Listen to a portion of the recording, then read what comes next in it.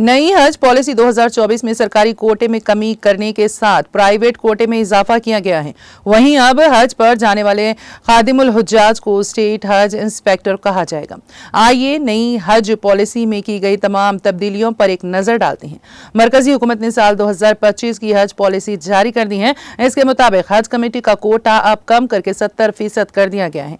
नई पॉलिसी के मुताबिक हिंदुस्तान के लिए मुख्तस आज़मीन हज के कुल कोटे का 70% हिस्सा हज कमेटी ऑफ इंडिया संभालेगी। इसके साथ ही बाकी 30% कोटा प्राइवेट हज ग्रुप ऑर्गेनाइजर को दिया जाएगा। आपको बता दें कि गुज़िश्ता साल हज पॉलिसी में ये कोटा 20-80 के तनासुब में था। नई पॉलिसी के तहत 65 साल से ज्यादा उम्र के आज़मीन को सफर हज के लिए अपने किसी अजीज को साथ ले जाना होगा। साथ में जाने वाले की उम्र 60 साल से ज्यादा नहीं होनी चाहिए। इसी के साथ महरम के बगैर हज करने वाली खवातीन की उम्र की हद 45 से 60 साल के दरमियान होगी। एक ही वक्त में अब एक कवर नंबर पर ज्यादा से ज्यादा 5 लोग दरख्वास्त दे सकते हैं।